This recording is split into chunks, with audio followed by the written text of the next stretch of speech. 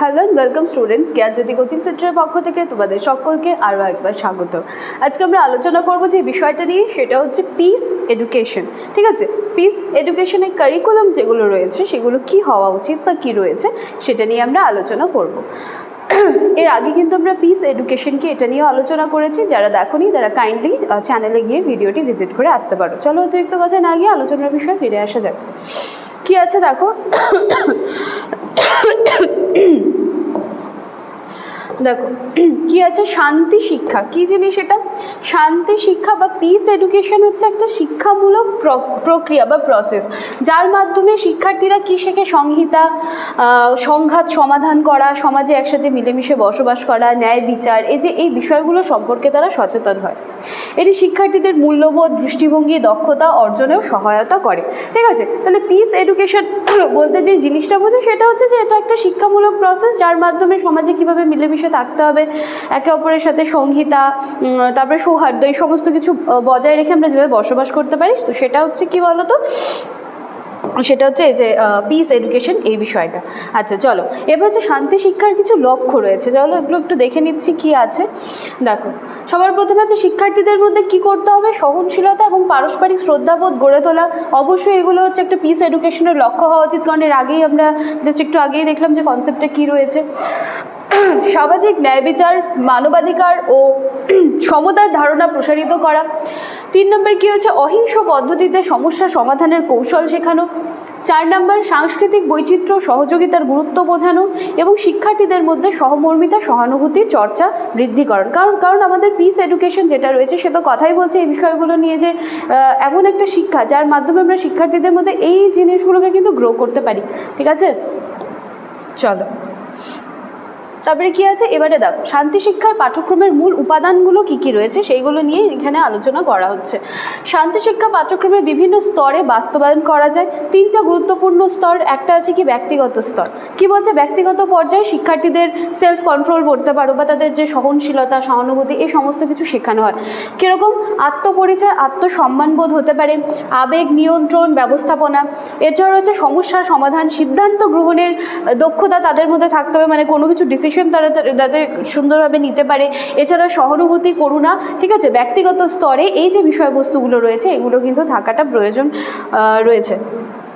আচ্ছা, এইবারে দেখো দ্বিতীয় স্তর কি আছে? আন্তঃব্যক্তিক স্তর। এখানে কি বলা হচ্ছে দেখো, বলছে এই স্তরে শিক্ষার্থীদের পারস্পরিক সম্পর্ক, মানে একে অপরের সাথে যে সম্পর্ক রয়েছে সেটাকে উন্নয়নের জন্য কিন্তু প্রশিক্ষণের কথা বলা হচ্ছে, যাতে তারা কি হচ্ছে, যাতে তারা অহিংস উপায়ে যোগাযোগ, মত বিনিময় এগুলো কিন্তু করতে পারে। ঠিক আছে, কারণ একটা গ্রুপে যদি দেখা যায় যে সেখানে সকলের মতামতটা মানে ইকুয়াল ভ্যালু দেওয়াটা খুব প্রয়োজন রয়েছে, তো সেখানে এই জিনিসগুলো খুব ভাইটাল।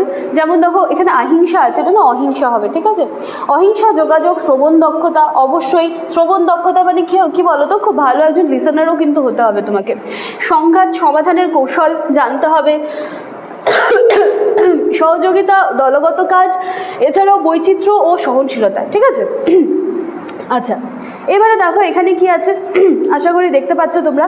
সামাজিক ও বৈশ্বিক স্তর। এই স্তরে কি হচ্ছে? মানবাধিকার, সামাজিক ন্যায় বিচার, এই বিষয়গুলো থাকতে হবে।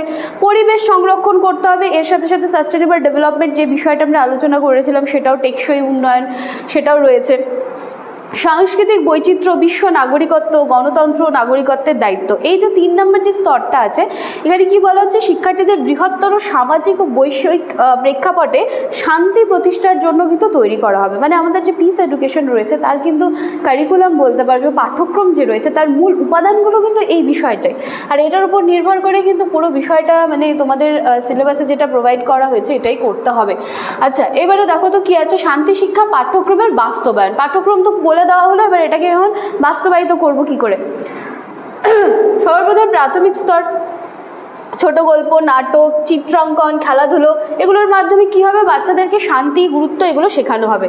তারপরে একটু মাধ্যমিক স্তরে কি আসছে, এই যে গ্রুপ ডিসকাশন করে দেওয়া হয় বা ডিবেট, বিভিন্ন ধরনের যে গ্রুপগুলোর মধ্যে রাখা হয়, বিভিন্ন ধরনের প্রজেক্ট ওয়ার্ক বলো, বিভিন্ন ধরনের রোল প্লে, এগুলোর মাধ্যমেও কিন্তু বাচ্চাদের মধ্যে যে পিস যে বিষয়টা রয়েছে, শান্তি বজায় রাখতে হবে, সেটা শিক্ষার মাধ্যমে কিন্তু করাটা ইজি।